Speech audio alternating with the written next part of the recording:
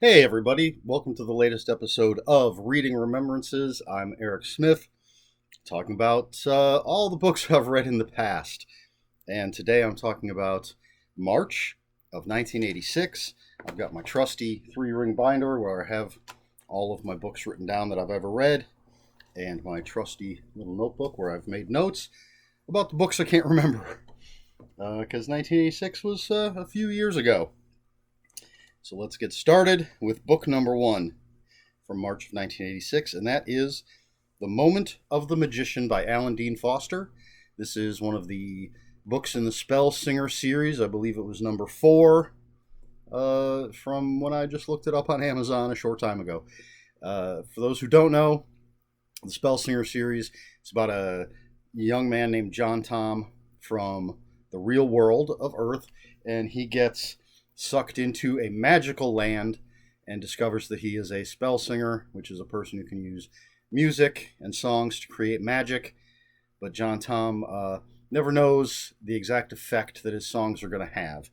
And in the moment of the magician, which I did have to look up, John Tom hears about this other magic user in another part of the world, the land that he's in. Learns about this other magician who claims to be from another world. John Tom hopes that perhaps that world is Earth, and this guy, even though he's a bad guy, can help John Tom get back to Earth, which is always his goal. And shenanigans ensue. I think the Spell Singer books are always fun. It's been ages since I've read one, but I enjoyed them. I think I read most of the series.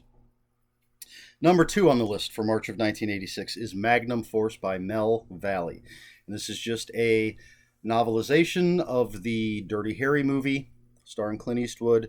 I believe it's the second movie in the series, and I believe this is the one that seems kind of timely today, at least as of this recording. There is a secret group of cops who are vigilantes going out and killing criminals who have beaten the justice system, gotten off on technicalities, things like that. So they're going out and murdering these people, and Dirty Harry Callahan has to stop them. Typical movie novelization. Next, number 3, The Good, the Bad, and the Ugly by Joe Millard, or Millard. Not sure how you pronounce it. Again, just a novelization of the classic spaghetti western starring Clint Eastwood. And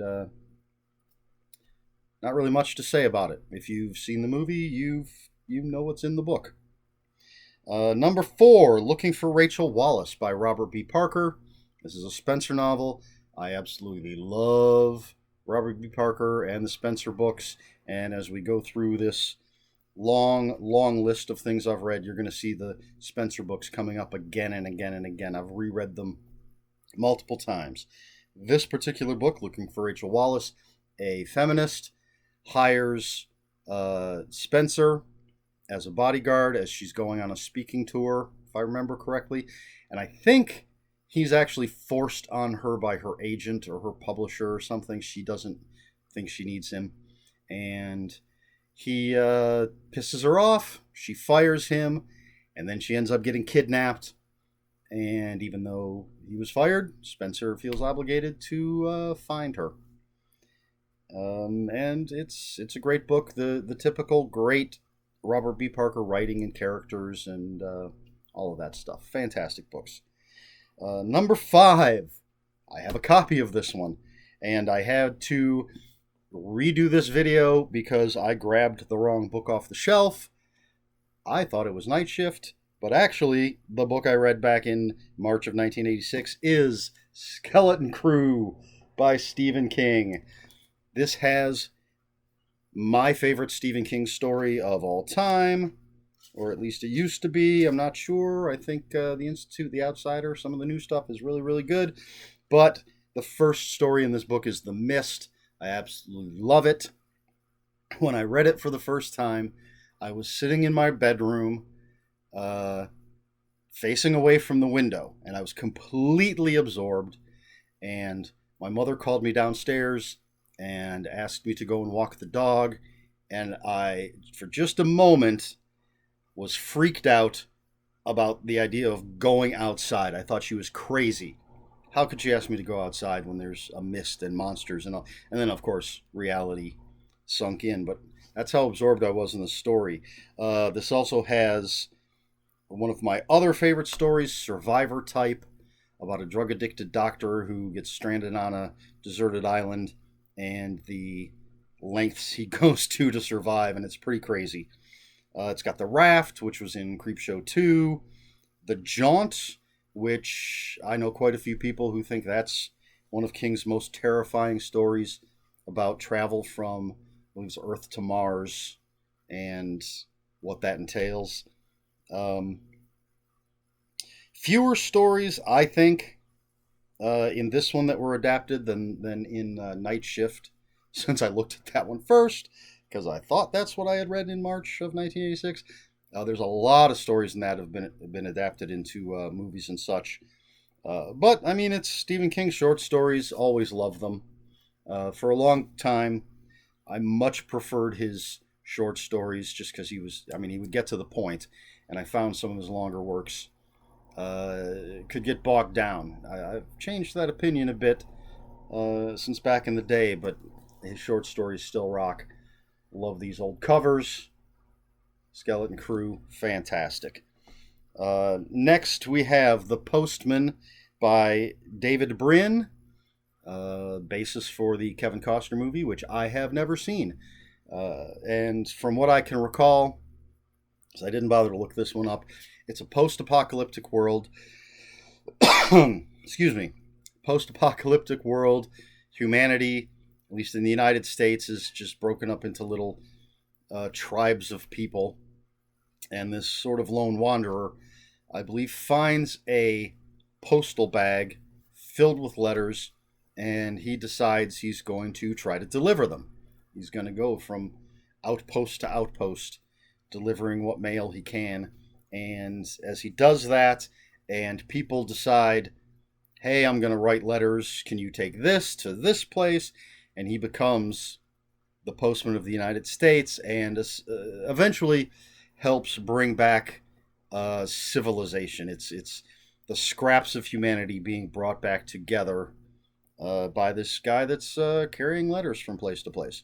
That's how I remember it. I don't know what the movie's like.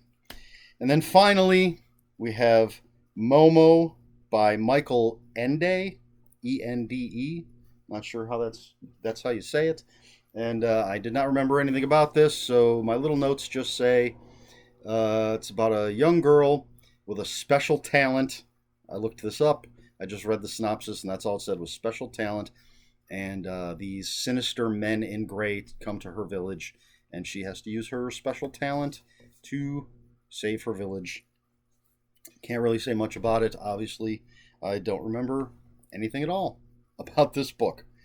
So that's it. Very simple, straightforward, pretty good. Last week's video for February of '86, I didn't remember any of and it was only 4 books. Didn't remember any of them.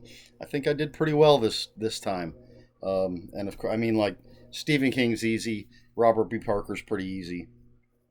The Postman stands out.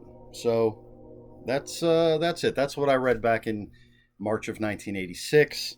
I looked a little bit ahead. I think there's some interesting stuff coming up, and you're going to see a wide variety of things coming up. You're going to see a lot of things start to get repeated, especially once I was in the military. I would kind of just get in the mood for things and just read a chunk of books I'd already read by the same author, kind of thing. You'll see. Anyway, I hope this was entertaining for you. Maybe you'll, not that these are deep reviews, but maybe something will catch your eye and you'll pick it up. Like, I mean, Stephen, does anybody really know this guy, Stephen King? I think he might go places. You should check him out. Anyway, that's it. If you have any comments, questions, or corrections, please put them in the comments below. Please like, share, and subscribe. And until next time, read more books.